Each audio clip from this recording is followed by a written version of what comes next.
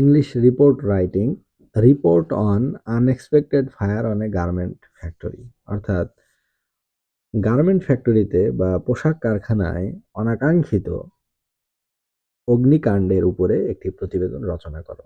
এখানে যে প্রতিবেদনটি পড়া হবে সেটি নেওয়া হয়েছে www.myallgarbage.com এই ওয়েবসাইট থেকে।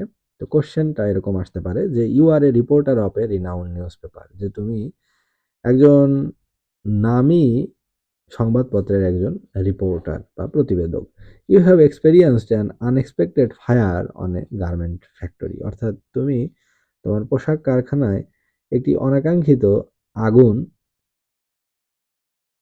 অগ্নিকাণ্ডের ঘটনা ফেস করেছো বা অভিজ্ঞতা লাভ করেছো, অর্থাৎ একটি অগ্নিকাণ্ডের ঘটনা ঘটে এবং সেটি তুমি দেখেছো। Now write a report on it, এখন সেই বিষয়ে একটি প্রতিবেদন রচনা করো। অথবা প্রশ্ন থাকতে পারে suppose you are a reporter of a daily newspaper, you have witnessed a massive fire on a garment factory, write a report on it. যে মনে করো তুমি একটি ডেইলি নিউজ পেপারের একজন রিপোর্টার বা প্রতিবেদক এবং তুমি একটি বিশাল বড় অগ্নিকাণ্ডের ঘটনা, ম্যাসিভ অর্থ বড় বা প্রকাণ্ড, তাহলে বড় একটি অগ্নিকাণ্ডের ঘটনা তুমি পোশাক কারখানায় লক্ষ্য করেছো, এখন এই বিষয়ে একটি রিপোর্ট লেখো। অথবা প্রশ্ন থাকতে পারে যে suppose you are a reporter of a national daily, you are assign to cover a massive fire in a factory, no write a report on it. অথবা প্রশ্ন থাকতে পারে যে তোমাকে দায়িত্ব দেওয়া হলো, ইউ আর অ্যাসাইনড অর্থাৎ তোমাকে দায়িত্ব দেওয়া হলো যে টু কভার অর্থাৎ একটি মানে কভার করো কোন ধরনের নিউজের, একটা বিশাল বড় অগ্নিকাণ্ড ঘটে কোনো গার্মেন্টস ফ্যাক্টরিতে, সেটি নিউজ করার জন্য তোমাকে দায়িত্ব দেওয়া হলো, now write a report on it. এখন এই বিষয়ে একটি প্রতিবেদন লেখো। তাহলে প্রতিবেদনটি যেভাবেই প্রশ্ন আসুক না কেন, প্রশ্নের মূল যে থিম বা মূল যে লাইনটা, মূল কথা, সেটা হচ্ছে যে গার্মেন্ট ফ্যাক্টরিতে অগ্নিকাণ্ড ঘটেছে, সেই বিষয়ে একটি রিপোর্ট লিখতে হবে। তাহলে প্রথমে একটা টাইটেল দিতে হবে। টাইটেল হচ্ছে যে over 50 injured in GM garment fire, অর্থাৎ জিএম গার্মেন্টে যে অগ্নিকাণ্ড ঘটে সেখানে 50 জন আহত হয়, এটি হচ্ছে টাইটেল। এখন যিনি রিপোর্টার তার নাম হচ্ছে মিথিলা, তিনি হলো স্টাফ করেসপন্ডেন্ট, ঢাকা, এপ্রিল 28। তাহলে প্রথমে নাম, তারপরে তার পদবি, তারপরে প্লেসের নাম এবং তারপরে তারিখ। শুরুতে বলা হচ্ছে over 50 people are injured as a devastating fire at Nahar Plaza, অর্থাৎ প্রায় 50 জন আহত হয় একটি মারাত্মক অগ্নিকাণ্ডের ফলে, যেটি ঘটেছিল Nahar প্লাজাতে।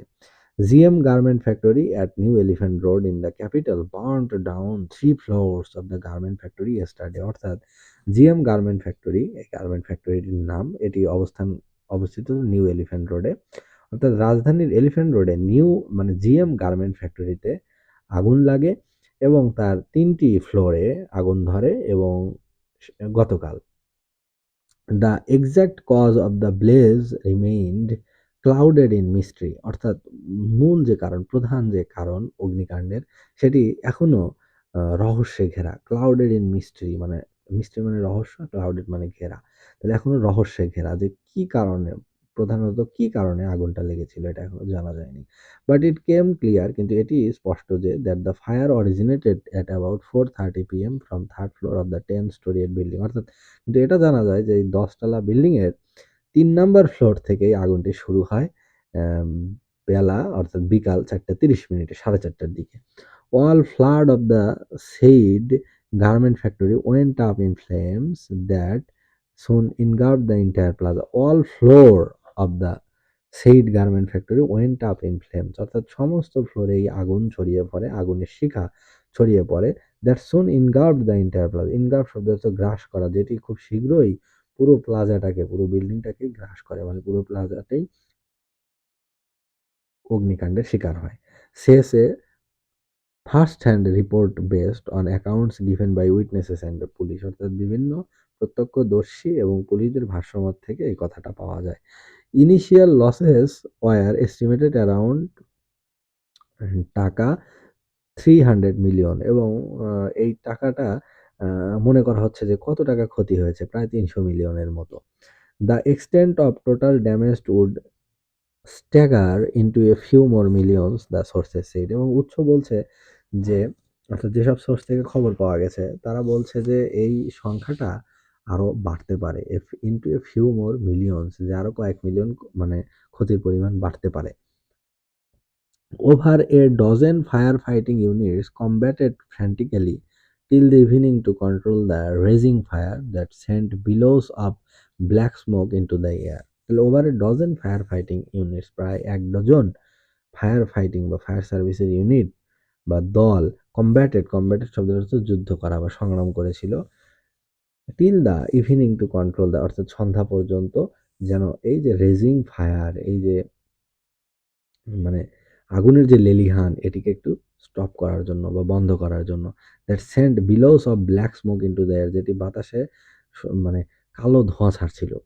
Dhanmondi police rushed in, অর্থাৎ ধানমন্ডির পুলিশ সেখানে ছুটে আসে অ্যান্ড স্টার্টেড রেস্কিউ অপারেশন, এবং তাদের উদ্ধার অভিযান চালায়। A huge number of RAB, police, BGB and members of intelligence agencies were deployed at the spot, এবং ঘটনাস্থলে বিপুল সংখ্যক RAB, police, border guard Bangladesh এবং ইন্টেলিজেন্স এজেন্সি যারা রয়েছে তাদের লোকজনদেরকে সেখানে নিয়োগ করা হয়। ডিপ্লয়েড অর্থাৎ সেখানে নিয়োজিত করা হয়। Electrical line was cut off while adjacent building, shops and markets pulled down their starters shutters as screaming shop owners, employees and customers come out in the street out of panic। অর্থাৎ বলা হচ্ছে electrical যে line ছিল, বৈদ্যুতিক যে সংযোগ, সেটি বিচ্ছিন্ন করা হয় এবং while adjacent building shops, অর্থাৎ পার্শ্ববর্তী যে সংশ্লিষ্ট বা সংলগ্ন যে বিল্ডিং গুলো ছিল, তাদের যে দোকান ছিল, মার্কেট ছিল, তারা তাদের পুল ডাউন দেয়ার শাটার, তারা তাদের দোকানের শাটার নামিয়ে ফেলে এবং দোকান মালিক এবং দোকানের যে কর্মচারী এবং যে কাস্টমার বা ক্রেতারা রয়েছে তারা স্ক্রিমিং মানে চিৎকার করতে করতে they came out in the street out of panic, অর্থাৎ আতঙ্কগ্রস্ত হয়ে ভয় পেয়ে যে ওখানে আগুন লেগেছে, পার্শ্ববর্তী বিল্ডিং এর যত দোকান ছিল, তাদের যে কর্মচারী ছিল, কাস্টমার ছিল, সবাই দৌড়ে আতঙ্কে বাইরে বেরিয়ে আসতে লাগে। There were several versions on the cause of the fire that erupted with a big bang, অর্থাৎ বেশ কিছু কারণ রয়েছে, ভার্সন রয়েছে, সেভারেল ভার্সন, কয়েকটি ভার্সন রয়েছে যে কি কারণে আসলে আগুনটা লেগেছিল। Some said it originated after air cooler compressor burst at Nahar Plaza with a big bang. Some said there was a bomb explosion, while some said it could be a result of short circuiting, অর্থাৎ বিভিন্ন জন বিভিন্ন কথা বলছে। কেউ বলছে যে air cooler compressor থেকে আগুনটা লেগেছে এবং কেউ বলছে যে একটা বড় বোমের বিস্ফোরণে, বোম এক্সপ্লোশন বা বোম বিস্ফোরণে এটি ঘটেছে। আবার কেউ বলছে যে some said it could be a result of short circuiting, যে বৈদ্যুতিক শর্ট সার্কিটের কারণে ওই কারণ মানে এখানে অগ্নিকাণ্ডের ঘটনাটি ঘটতে পারে। এরকম ৩ টি ভার্সন এসেছে। The building houses a branch of the Arab Bangladesh Bank, two other garment factories, a Chinese restaurant, shops of ready-made garments, ceramic, shoes and other enterprises, এবং এই বিল্ডিং এর মানে আরো যে ছিল সেটা হচ্ছে যে কি আছে, যে এ branch of the Arab Bangladesh bank, অর্থাৎ এবি ব্যাংকের একটি শাখা রয়েছে এবং আরো ২ টি গার্মেন্ট ফ্যাক্টরি রয়েছে এই বিল্ডিং এ, ১০ তলা বিল্ডিং এ, এবং একটি চাইনিজ রেস্টুরেন্ট রয়েছে এবং বেশ কিছু দোকান রয়েছে রেডিমেড গার্মেন্টস এর। এছাড়া সিরামিকের দোকান রয়েছে, জুতার দোকান রয়েছে এবং আদার এন্টারপ্রাইজ এবং আরো বেশ কিছু বড় বড় দোকান রয়েছে। Hospital sources said more than 50 people are injured, অর্থাৎ হাসপাতালের উৎস থেকে জানা যায় যে ৫০ জনের মতো লোক এখানে আহত হয়েছে। মেনি উইথ সিভিয়ার বার্নস, এবং অনেকে বেশ ভালোভাবেই পুড়েছে। Of the injured 15 people including 4 girls were admitted to Dhaka medical college হাসপাতাল, অর্থাৎ আহতদের মধ্যে ১৫ জনকে ঢাকা মেডিকেল কলেজ হাসপাতালে ভর্তি করা হয়, যাদের ভিতরে ৪ জন মেয়েও আছে। They were identified at Hasan, যাদেরকে শনাক্ত করা হয়েছে নাম, তাদের নাম হলো হাসান, বয়স ২৫, ব্র্যাকেটে যেটি দেওয়া থাকবে এটি এজ আর এর আগের নাম। শাহিনের বয়স 20, সাখাওয়াতের বয়স 23, ওয়াহিদুলের বয়স 25, আসলাম এজ হলো 35, মিম এজ হলো 20, সোহেল এজ 24, নাইম 25, তপন 22, শিরিন 18, মেহরাজ 23, রিনা 25, শফিক 18, রিপন 29 অ্যান্ড ইভা 18। তাহলে এই যে যারা আহত হয়েছে তাদের নামগুলো এখানে দেওয়া হয়েছে। ১ম এ নাম দেওয়া হয়েছে এবং ব্র্যাকেটে দেওয়া হয়েছে তাদের বয়স।